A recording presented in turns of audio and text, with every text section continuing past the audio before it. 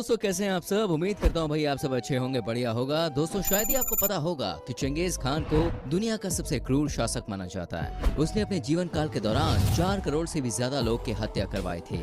उसकी बर्बरता का अंदाजा इसी बात से लगाया जा सकता है कि उसने 1 घंटे के भीतर ही 17 लाख से ज्यादा लोगों को मौत के घाट उतार दिया था। इतना क्रूर शासक होने के बावजूद भी चंगेज खान ने कभी भारत पर हमला नहीं किया, ये यूं कहें कि हमला कर नहीं पाया। लेकिन आखिर क्या वजह है कि चंगेज खान भारत को अपने कब्जे में नहीं ले पाया? सोने की चिड़िया के नाम से विख्यात भारत को अपने कब्जे में लेने की इच्छा इतिहास में हर शासक की रही है, लेकिन चंगेज खान ने कभी भी भारत पर हमला नहीं किया और न ही भारत से कभी दुश्मनी की। आज की इस वीडियो में हम इसी बारे में विस्तार से जानेंगे कि आखिर चंगेज खान कैसे इतना क्रूर शासक बना और क्यों उसने भारत पर कभी हमला नहीं किया।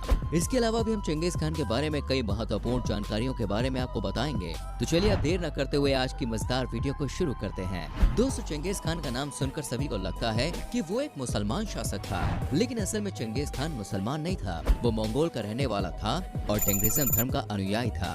चंगेज खान का असली नाम तेमुजिन था। चंगेज खान के जन्म से पहले 1160 के आसपास मंगोल में नोमैडिक ट्राइबल ग्रुप आपस में लड़ते रहते हैं और फायदा चीन के शासक उठाते थे और मंगोल के ज्यादातर हिस्से पर चीन की सेना बार बार आक्रमण कर उन्हें अपने कब्जे में ले रही थी। उस समय तक मंगोल्स बहुत ज्यादा मजबूत नहीं थे, इसलिए चाहते हुए भी वो चीन की सेना का मुकाबला नहीं कर पाते थे।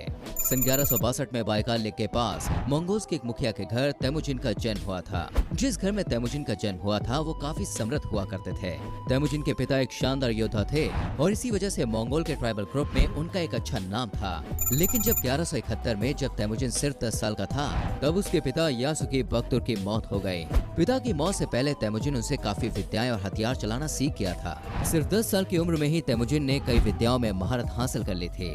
जिस समय तेमुजिन का जन्म हुआ था उसके हाथ के ऊपर एक लाल रंग का निशान था। उस निशान को देखकर ज्योतिषियों ने भविष्यवाणी की थी कि आगे चलकर ये लोगों के खून की वजह बनेगा और एक बड़े साम्राज्य पर शासन करेगा।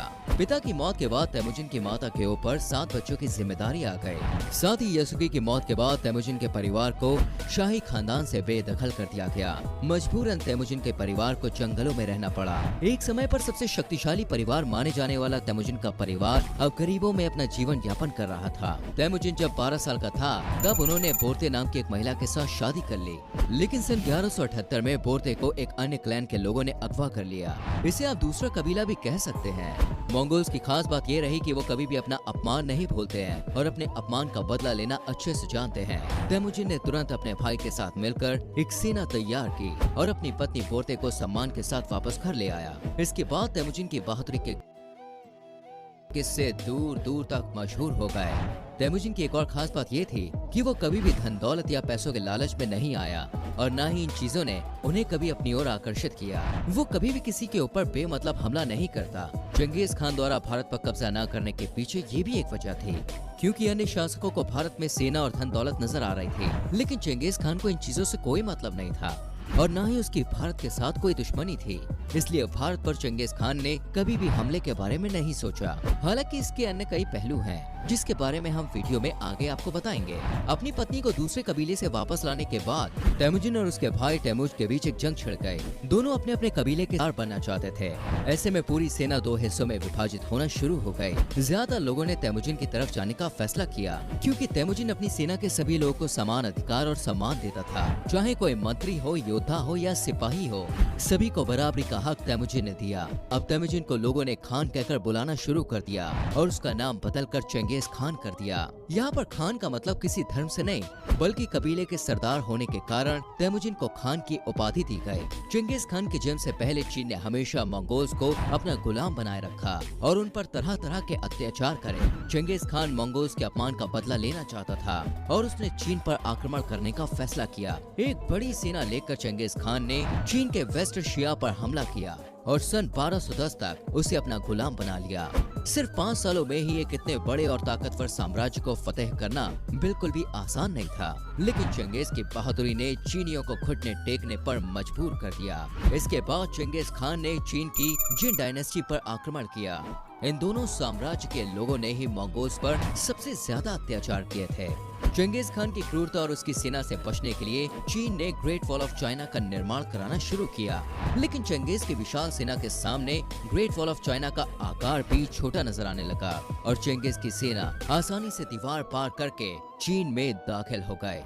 जिस समय चंगेज खान चीन पर आक्रमण कर रहा था, उसी समय एक अन्य पड़ोसी साम्राज्य कारा खिताई एम्पायर ने मंगोल के कुछ शहरों पर हमला कर दिया। वो इस बात से अनजान थे कि अब मंगोल कमजोर नहीं रहे और वो दुनिया की किसी भी सेना को मार गिराने के लिए काफी हैं। चंगेज खान की मंगोल सेना ने आसानी से कारा खिताई एम्पायर को भी अपने कब्जे में ले लिया। अब चंगेज खान लगातार मंगोल एम्पायर का विस्तार कर रहा था। उसने ख्वारिज़मियान एम्पायर के साथ ट्रेड रूट को खोलने के लिए अपने 3 दूतों को भेजा, लेकिन ख्वारिज़मियान का राजा अलाउद्दीन मोहम्मद जू किसी के आगे झुकने वाला नहीं था। उसने मंगोल के 3 दूतों में से एक का सिर काट दिया और अन्य 2 मंगोलियों को भी बेइज्जत करके वापस भेज दिया। ये पूरी घटना जब चंगेज खान तक पहुंची तो उसने ख्वारिज़मियान से बदला लेने का फैसला किया। अलाउद्दीन नहीं जानता था कि चंगेज खान उसके राज्य में कितनी तबाही मचाने वाला है और जिसकी उम्मीद थी वही हुआ। चंगेज खान ने अलाउद्दीन के पूरे राज्य में कत्लेआम मचा दिया और अलाउद्दीन को भी सेना द्वारा मार दिया गया। अब अलाउद्दीन का बेटा जलालुद्दीन अपनी जान बचाकर दिल्ली तक आ गया। दिल्ली सल्तनत के सुल्तान इल्तुतमिश से जलालुद्दीन ने मदद मांगी। ये बात सन 1221 की है और इस समय चंगेज खान की सेना सिंधु नदी के किनारे खड़ी थी, जिसके दूसरे छोर पर हिंदुस्तान था। लेकिन इल्तुतमिश ने जलालुद्दीन की मदद करने से इनकार कर दिया। इस बात से चंगेज खान काफी खुश हुआ और उसने भारत पर आक्रमण करने का फैसला टाल दिया। ये वो समय था जब दुनिया के एक बड़े हिस्से पर मंगोल्स राज कर रहे थे। वर्तमान समय के मुताबिक मंगोल्स का शासन मंगोलिया के अलावा अफगानिस्तान, चीन, जापान, रूस, उज्बेकिस्तान, अफ्रीका, ईरान, इराक जैसे हिस्सों तक फैल चुका था। इससे पहले किसी भी साम्राज्य ने इतने बड़े एरिया में अपने अंपायर का विस्तार नहीं किया था। कहा जाता है कि चंगेज खान बौद्ध धर्म से काफी ज्यादा प्रभावित था। वो जानता था कि बौद्ध धर्म के लोग शांति और अहिंसा में विश्वास रखते हैं, क्योंकि बौद्ध धर्म की उत्पत्ति भारत से ही हुई थी। इस वजह से भी चंगेज खान ने भारत पर आक्रमण नहीं किया, क्योंकि ऐसी पवित्र धरती पर वो खून की नदियां नहीं बहाना चाहता था और वो सिंधु नदी के किनारे से ही वापस लौट गया। चंगेज खान ने भारत पर आक्रमण क्यों नहीं किया, इस बारे में अन्य कई बातें प्रचलित हैं। बताया जाता है कि जब वो सिंधु नदी के किनारे डेरा डाले हुए था तो उसे सपने में एक सफेद यूनिकॉर्न घोड़ा नजर आया, जिसने उसे भारत पर आक्रमण न करने का आग्रह किया। चंगेज खान इन चीजों पर काफी विश्वास रखता था और इसलिए उसने भारत पर आक्रमण नहीं किया। कुछ अन्य इतिहासकारों की माने तो चंगेज खान ने भारत पर आक्रमण करने का फैसला टाला नहीं था, सिर्फ उसे पोस्टपोन किया था।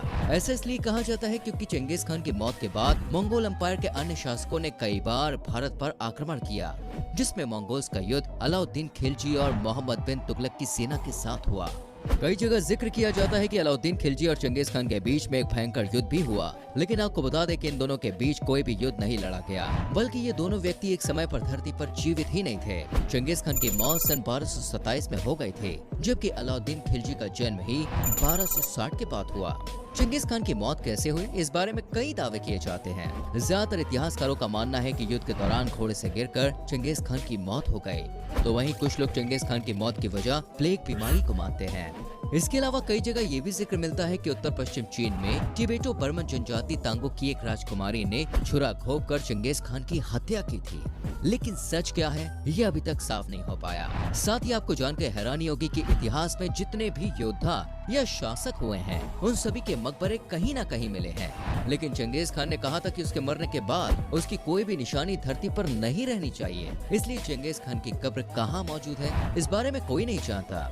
कई एक्सपर्ट्स और रिसर्चर्स चंगेज खान की कब्र का पता लगाने की कोशिश कर रहे हैं और बताया जा रहा है कि बुरखान पर्वतों के बीच चंगेज खान का मकबरा मौजूद है।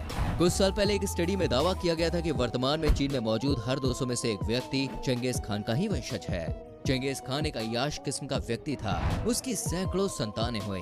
भारत में मुगल साम्राज्य की शुरुआत करने वाले बाबर से लेकर बहादुर शाह जफर तक सभी चंगेज खान के ही वंशज हैं। चंगेज खान मुसलमान नहीं था, लेकिन उसके एक पोते बरके खान ने अपने भाई अलाकू खान से लड़ाई होने के बाद मुस्लिम धर्म अपना लिया और उन्हीं के वंशजों ने आगे चलकर भारत में मुगल साम्राज्य की नींव रखी, जिन्होंने 300 सालों तक हिंदुस्तान में शासन किया।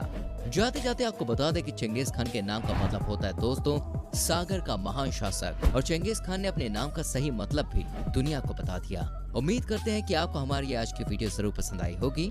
आप जान गए होंगे कि चंगेज खान ने भारत पर आक्रमण क्यों नहीं किया।